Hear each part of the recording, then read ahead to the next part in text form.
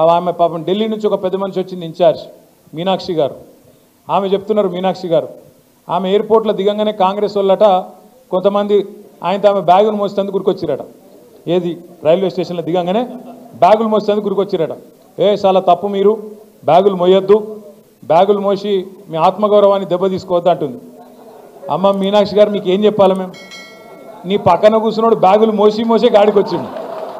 నీ పక్కన కూర్చున్నాడు బ్యాగులు మోసి అప్పుడు చంద్రబాబు బ్యాగులు మోసిండు, ఇప్పుడు ఢిల్లీకి బ్యాగులు మోస్తున్నాడు. ఇక ఆయనను పక్కన కూర్చోబెట్టుకొని బ్యాగులు మోయొద్దు, ఆత్మగౌరవం దెబ్బతింటుందంటే ఏం చెప్పాలి ఆ మేడంకి? కాబట్టి మీనాక్షి గారు వాస్తవాలు తెలుసుకోండి, వాస్తవ ప్రపంచంలోకి రండి అని కోరుతా ఉన్నాం. ఇక నిన్న వాళ్ళ మీటింగ్లో చెప్పరాదు ఇక మాటలు, ఆ కథలు. ఆయన చేసిన మంచి అట చెప్పుకుంటే ఒడిసిపోదట. రేవంత్ రెడ్డి గారు చేసిన మంచి ఏం చెప్పాలి ఆయనకు? ఈ 15 నెలల కాలంలో మీరందరూ వాట్సాప్లు చూస్తున్నారు, యూట్యూబ్లు చూస్తున్నారు. ఇప్పుడు ఇక్కడ వచ్చిన ఆడబిడ్డలు ఒక 200 మంది ఉన్నారు.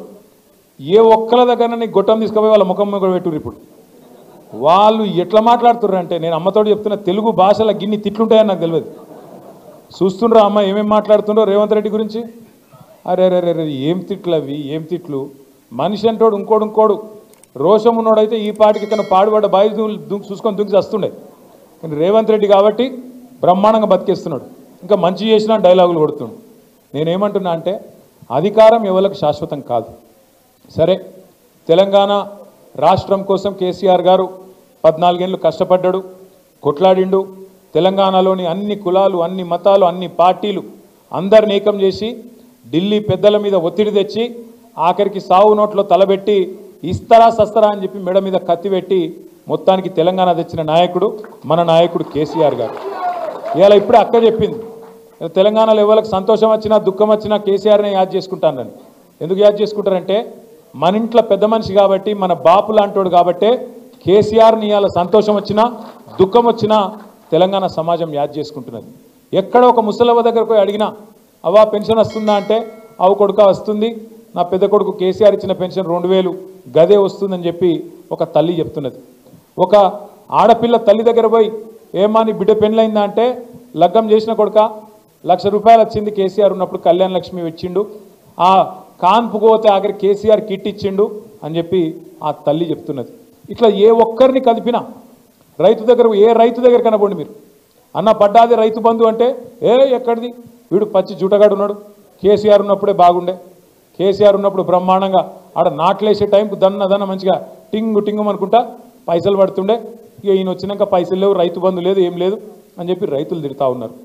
ఇక ముఖ్యమంత్రి గారికి టింగు అంటే పడది, ఆయనకు టింగు అంటే నచ్చదు. ఎందుకంటే కేసీఆర్ అదికి వస్తాడు, అందుకే కొత్తది కనిపెట్టిండు.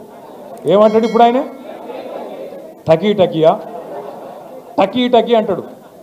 మీరు పడతాయి చూడు, 26 జనవరి రాత్రి 12 బజే షురు, మీరు తెల్లారి నిద్రలేసే వరకు మీకు బ్యాంకులో నిండా పైసలు మొత్తం, అసలు ఎక్కడికక్కడ మీరు ఇట్లా తెరుసుడాల్సిన ఇట్లా పైసలు బయటకు వస్తాయని చెప్పిండు.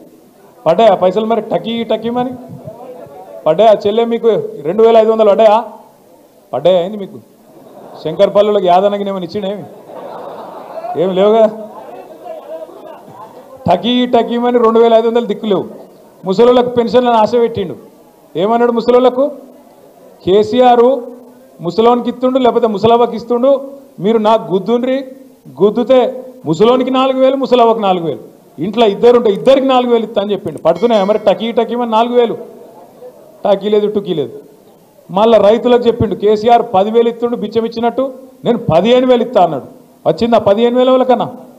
రైతు కూలీలకు 12,000 అన్నాడు. ఇక మా ఆడబిడ్డలకు కొద్దిగా బంగారం సెంటిమెంట్ ఉంటుంది కదా, దాన్ని పట్టి ఏం చేసిండు?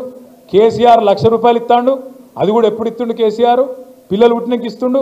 మీరు నాకు ఓటెత్తే లగ్నపత్రిక పెట్టుకోగానే తులం బంగారం ఇస్తా అని చెప్పిండు.